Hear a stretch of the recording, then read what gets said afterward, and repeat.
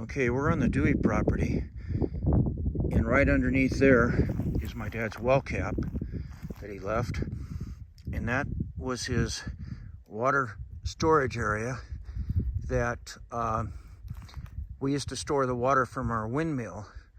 And we had a windmill that would pump the water out of the ground there and store it in that storage reservoir.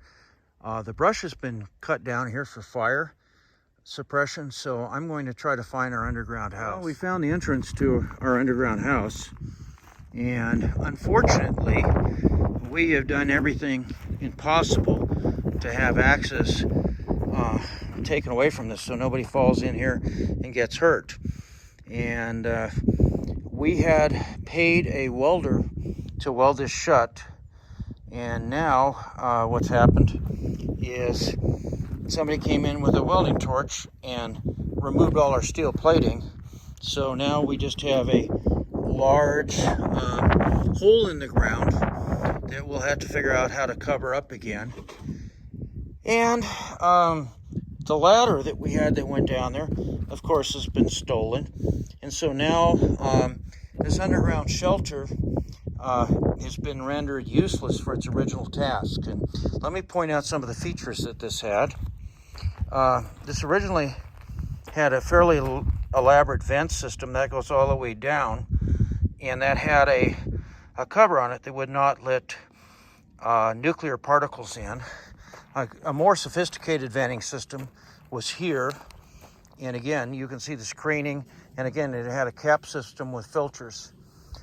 This had its own water system coming down from the windmill and the storage tank, and of course, you know, that's all been broken up by vandals. The shelter size, you can actually see it's a fairly long walk down here, and I'll keep walking it.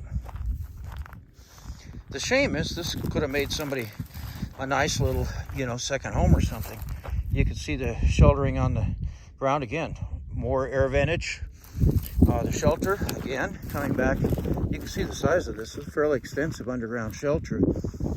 And again, here are the vents, and again, these I think I can close up so they're less of a hazard, but we have paid a welder multiple times to come in and put a lid on this, and then people come in with their own portable welding torch thinking there's something valuable here, and they break in, and that, you know, is really sad.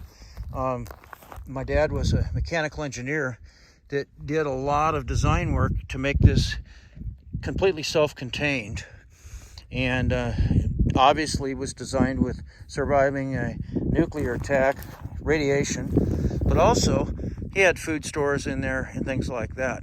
Now, one thing I want to explore that's on our property over there is those bricks that are over there. It looks like somebody's come in and been sitting there, possibly teenagers or something like that. So that's a campground that we'll explore, but I want to see if I can close the vent here, and then I may have to figure out how to come in and seal these up. And of course, we have fairly large caliber bullet holes in our vent top, but you know, like I said, the fact that people have come in here over time have destroyed this, it would probably require a lot of work to get it back to habitable condition. And so what is in here is actually a very large long section of buried conduit. Again, yeah, as you find in rural areas, fairly large caliber bullet holes, or somebody has poked holes in there. Again, that's just a sheet metal top, but there were very sophisticated ventilation screens, and there were different filters that could be used depending on the direction of the radiation. And that was a gas coupling for provision for propane gas for this shelter. And, anyway, I'm going to continue to walk it. Again, another vent that goes down into the shelter underground. And, you know, there's a point where you almost give up protecting people from themselves, you know. We've had this welded up, sealed up, and every time we do something to not to try to protect people, they come in here and do something stupid. And I don't know if we can look down in there still. At one time, the ladder led down to those bigger steps, and there was a step down. Now you'll notice, if you can see in there, it's still dry. This was designed to have a water drainage system so it never accumulated water. It's a real shame. My dad was a very good mechanical engineer and put a lot of design work into this underground shelter. And my wife's pointing out now that it's probably better from a liability standpoint to not cover this up, because it's open and obvious. If they're trespassing on your property, there's a hazard there that's clearly visible, so they bear the liability of that. We have really tried. Now, the glass planes that we had right here, the glass windows that were for greenhouse use, are obviously been destroyed by vandals. And we're going to see what's in the shed. And this is what happens in rural America if you're not around with a gun to protect your property. Trying to be careful as I move into our storage shed here and see what's actually left in here.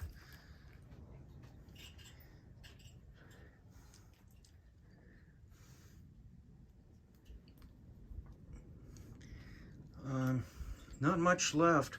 One time we had some seed in there. Looks like we've had some pack rats in that built a pack rat nest.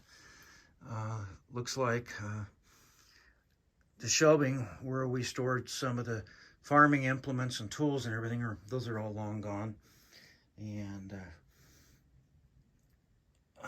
back in the day, those Swanson eating plates and silver were part of the way to eat when we were in the survival shelter. But all those glass panes that were part of the greenhouse that we had here got destroyed. So there's not much left that's usable, but it's going to need some extensive cleanup.